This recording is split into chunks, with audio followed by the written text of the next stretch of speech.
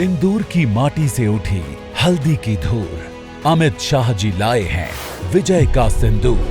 आइए करें स्वागत केंद्रीय गृह एवं सहकारिता मंत्री श्री अमित शाह का 29 जून 2025 दोपहर 1:30 बजे निजामाबाद तेलंगाना में, जो करेंगे राष्ट्रीय हल्दी बोर्ड के मुख्यालय का उद्घाटन भी। इस ऐतिहासिक अवसर का हिस्सा बने अरविंद धर्मपुरी, सांसद निजामाबाद लोकसभा क्षेत्र।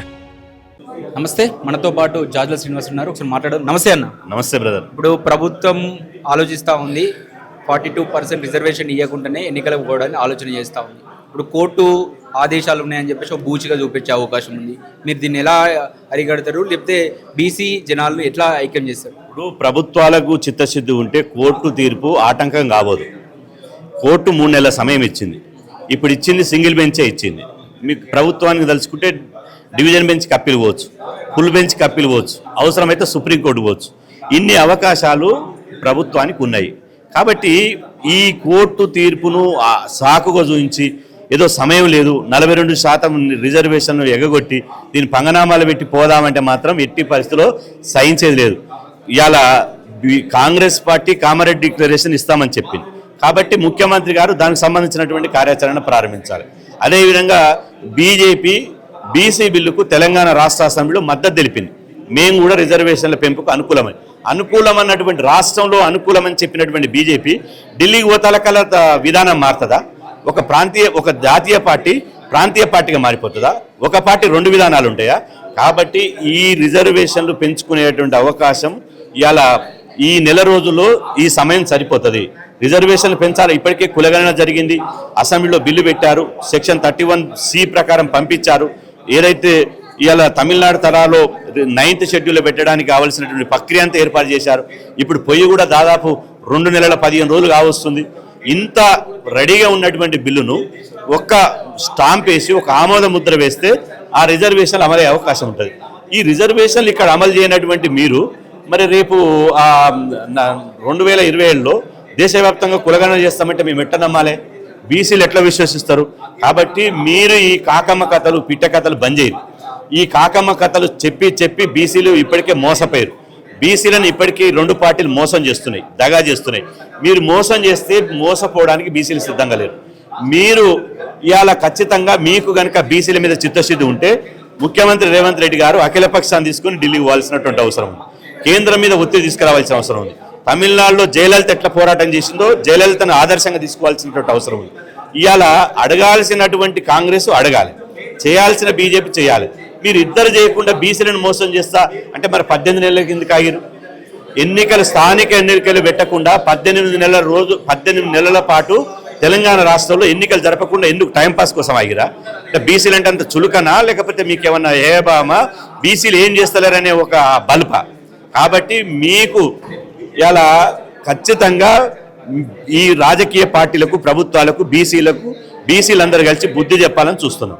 ఇప్పటి వరకు కలెక్టరేట్ ముట్టడించడం, అదేవిధంగా ఎంఆర్ఓ ఆఫీసును ముట్టడించడం. ఇక ఇప్పుడు కాదు, ఏకంగా జాతీయ రహదారుల మీద వంటవార్పు పెడతాం. ఎక్కడికక్కడ ఎన్ని జాతీయ రహదారులు ఉన్నాయో, ఎంత రోడ్లు ఉన్నాయో ఆ రోడ్ల మీద వంటవార్పు చేయాలని పెడతాం. అదేవిధంగా అవసరమైతే, ఎందుకంటే మేము మళ్ళీ రౌండ్ టేబుల్ సమావేశం పెట్టి ఉమ్మడిగా నిర్ణయం తీసుకుంటాం. రాష్ట్ర బంద్ చేయాలని కూడా ఆలోచన ఒకటి ఉన్నది, మా మనసులో ఉన్నది. జూలై 15 లోపు మేము ఇప్పటికే చెప్పిన కాంగ్రెస్ ప్రభుత్వం 48 గంటల్లోగా దీని మీద కార్యాచరణ ప్రకటిస్తేనే కాంగ్రెస్ పార్టీకి ఇవాళ పుట్టగతులు ఉంటాయి.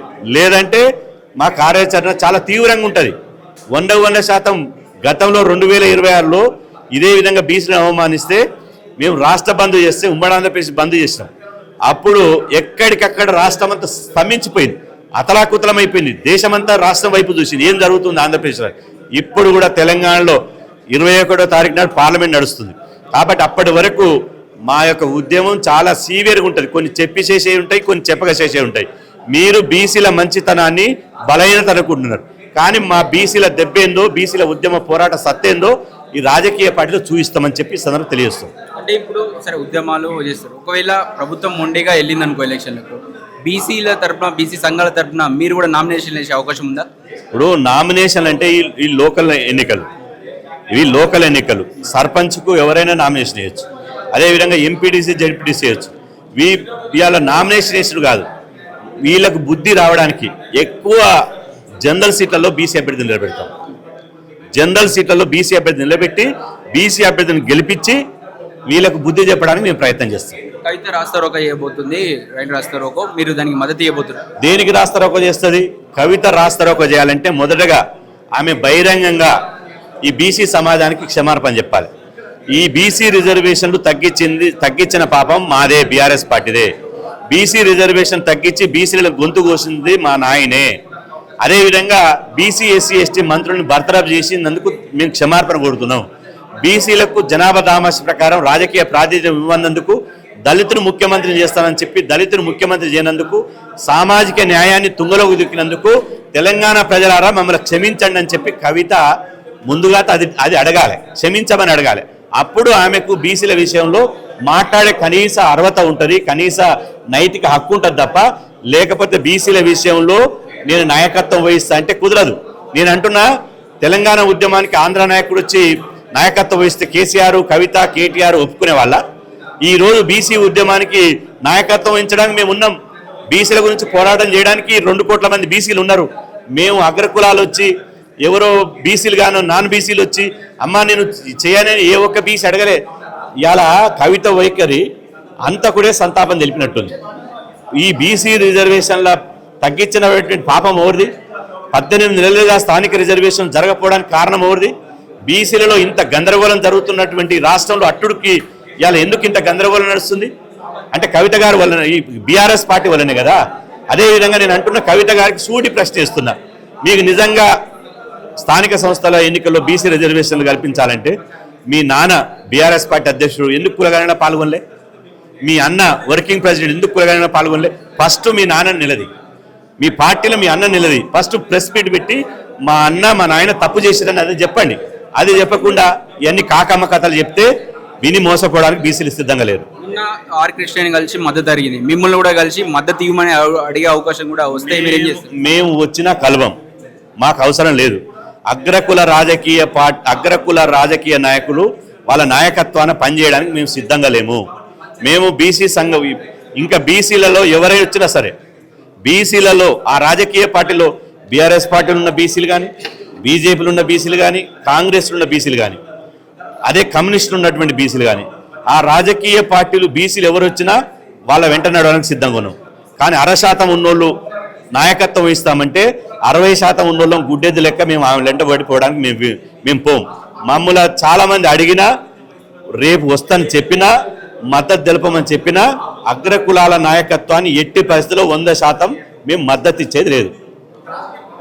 42% రిజర్వేషన్ కనుక రాష్ట్ర ప్రభుత్వం ఇవ్వకపోతే రాష్ట్రం అట్టుడుతుందని చెప్పేసి మనతో పాటు జాజ్ల శ్రీనివాస్ చెప్తా ఉన్నారు. కెమెరామెన్ పాచతో అక్షిత్, హైదరాబాద్.